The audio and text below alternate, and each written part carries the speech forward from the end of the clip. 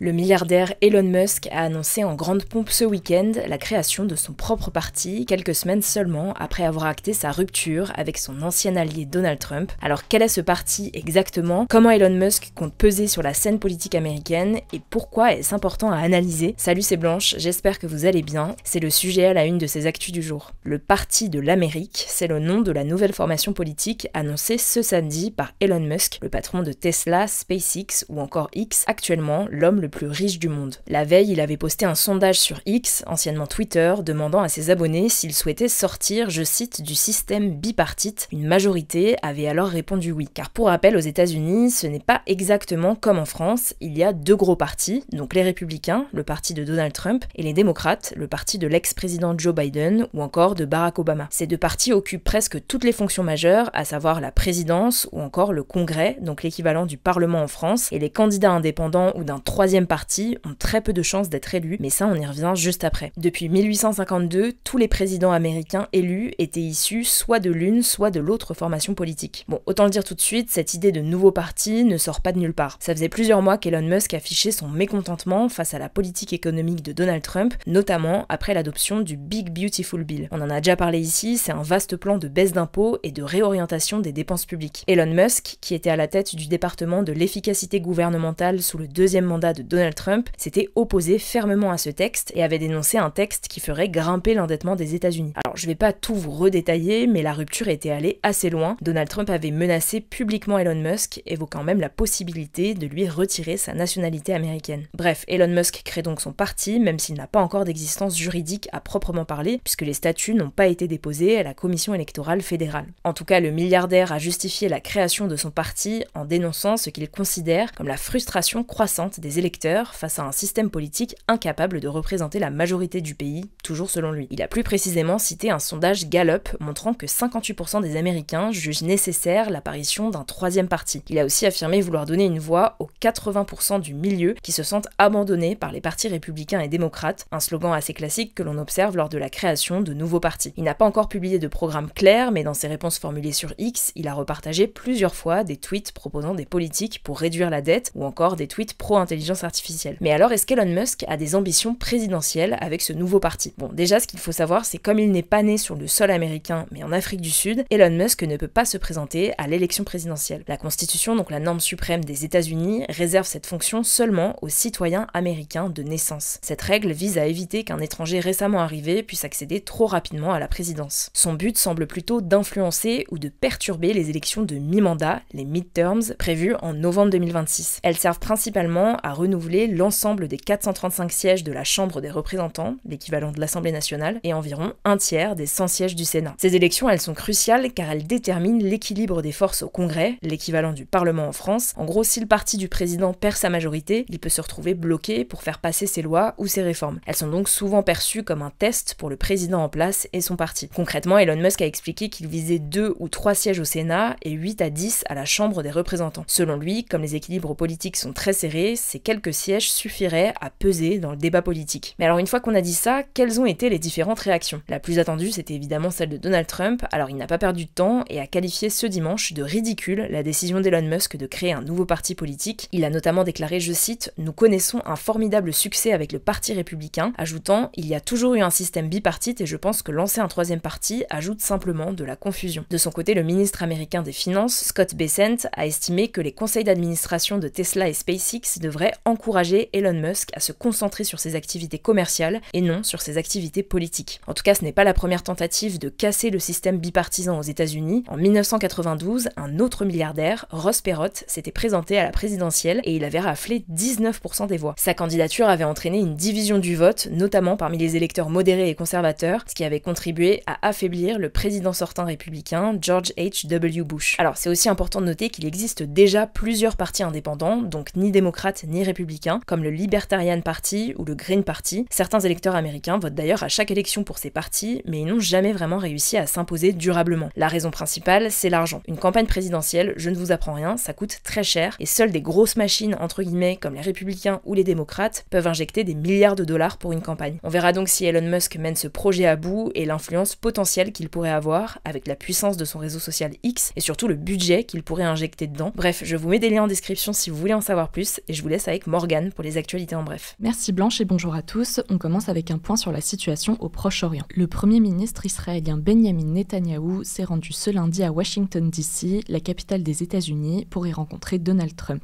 C'est sa 3e visite en moins de 6 mois. Cette visite a lieu alors que des négociations entre Israël et le Hamas ont repris ce dimanche à Doha au Qatar en vue d'un éventuel cessez-le-feu de 60 jours dans la bande de Gaza. Donald Trump a déclaré qu'il pensait pouvoir arriver à un accord cette semaine, permettant notamment la libération d'otages israéliens. 49 sont toujours retenus à Gaza, dont 27 déclarés morts par l'armée israélienne. En parallèle, Israël continue ses bombardements sur le territoire palestinien. 26 personnes ont été tuées ce dimanche, selon le porte-parole de la défense civile palestinienne. Et 613 personnes ont été tuées pendant des distributions d'aide humanitaire à Gaza entre le 26 mai et le 27 juin, selon un décompte du Haut Commissariat de l'ONU aux droits de l'homme. Deuxième actu, toujours aux États-Unis et plus précisément dans l'État du Texas. Des inondations suite à des pluies torrentielles ont fait au moins 82 morts et une quarantaine de disparus. Parmi eux, on compte une dizaine d'enfants qui participaient à une colonie de vacances, ainsi qu'un de leurs moniteurs. Les inondations sont dues à la crue de la rivière Guadalupe, suite à de très fortes pluies qui ont eu lieu la nuit du 4 juillet, la fête nationale américaine. L'équivalent d'un tiers des précipitations annuelles de la zone sont tombées en 1 heure, faisant monter le niveau de la rivière de plus de 8 mètres en moins de 45 minutes. La gravité de la situation peut être reliée à une succession d'éléments, notamment l'état de la zone qui subissait les conséquences d'une tempête tropicale quelques jours avant et la crue en pleine nuit qui a limité l'impact de l'alerte à la population. Donald Trump a évoqué une catastrophe comme on n'en a jamais vu en 100 ans et qu'il est tout simplement atroce de voir ce qu'il se passe au Texas. Il pourrait se rendre sur place ce vendredi, on suivra ça. Troisième actu, et je voulais vous parler du verdict d'un procès très attendu en France, celui de l'effondrement de la rue d'Aubagne à Marseille. En 2018, 2 immeubles de cette rue du 1er arrondissement de la ville, le 63 et le 65, s'étaient effondrés un matin. Le 63 était vide et le 65 habité. 8 personnes sont mortes et plusieurs ont été blessées. Eh bien, 3 des copropriétaires mis en cause dans l'affaire ont été condamnés à des peines de prison ferme. Un adjoint en charge du logement et un architecte expert qui avait visité les immeubles avant leur effondrement ont été condamnés à 2 ans avec sursis. 16 prévenus étaient jugés au cours du procès, 10 au total ont été condamnés et les autres ont été relaxés. Le procès a permis de montrer que l'effondrement des immeubles était inévitable vu leur état de délabrement avancé, mais que les travaux tentés avaient été inefficaces, voire qu'ils avaient aggravé la situation. Selon le procureur, les copropriétaires avaient conscience de l'étendue du problème, mais avaient fait en sorte de dépenser le plus tard et le moins possible. En parallèle, les habitants de l'immeuble n'avaient pas été mis à l'abri. Ce drame s'inscrit dans un contexte plus global de crise du mal-logement à Marseille, mais aussi à travers la France. Selon l'Observatoire des inégalités, environ 2,2 millions de personnes en France vivent dans un habitat dégradé. Ça inclut les logements sans eau courante, sans chauffage ou avec une façade très dégradée par exemple. Quatrième actu, alors que le couple de Français Cécile Kohler et Jacques Paris sont toujours emprisonnés en Iran, un jeune Français en voyage dans le pays a disparu depuis maintenant 3 semaines. Lénard Monterlos, un jeune franco-allemand de 18 ans, n'a pas donné de nouvelles à ses proches depuis le 16 juin, alors qu'il était en Iran pour une randonnée à vélo. Après avoir eu son bac en 2024, le jeune homme était parti faire un tour de pays d'Europe et d'Asie à vélo, un projet qu'il avait détaillé sur une plateforme de financement participatif et qu'il comptait faire pendant 1 an avant de commencer ses études. Un de ses amis, contacté par Le Parisien, décrit quelqu'un d'ouvert, de gentil et plein de joie de vivre. Un avis de recherche a été lancé sur les réseaux sociaux. La disparition est jugée inquiétante par la diplomatie française, qui a affirmé à l'AFP être en lien avec la famille à ce sujet. Elle recommande d'ailleurs aux Français de ne pas se rendre en Iran et de rentrer dans les plus brefs délais pour ceux qui s'y trouvent actuellement. La source diplomatique affirme que l'Iran, je cite, cible des ressortissants français de passage qu'il accuse d'espionnage et qu'il détient dans des conditions indignes, dont certaines peuvent relever de la torture. La source n'a pas confirmé si Lénard Monterlos avait été arrêté par l'Iran. Cinquième actu, Emmanuel Macron a convoqué ce lundi matin un conseil de défense sur l'entrisme des frères musulmans. Parmi les personnalités conviées, le ministre de l'Intérieur Bruno Retailleau et la ministre de l'Éducation nationale Elisabeth Borne. Un conseil de défense, c'est une réunion avec le président et certains ministres qui a pour but de discuter de règles sur la sécurité et la défense en France. Et le conseil de ce lundi portait donc sur les frères musulmans, un mouvement né en Égypte en 1928 pendant l'occupation britannique qui avait pour but, à l'époque, de libérer le pays des colons et d'instaurer un pouvoir islamique, donc conforme au Coran. En France, les frères musulmans n'existent pas en tant que mouvement à proprement parler, mais l'association Musulmans de France est souvent citée comme étant en lien avec eux, même si elle ne revendique aucun lien officiel. Ce groupe est accusé de pratiquer de l'entrisme en France, c'est-à-dire une pratique où un groupe envoie certains de ses membres dans d'autres groupes pour modifier leurs pratiques de l'intérieur. Les frères musulmans avaient fait l'objet d'un premier conseil fin mai jugé insatisfaisant et à la publication d'un rapport sur le groupe qui avait fuité dans la presse. Il avait fait l'objet de critiques. Le Conseil français du culte musulman, l'ancienne instance de représentation de l'islam en France,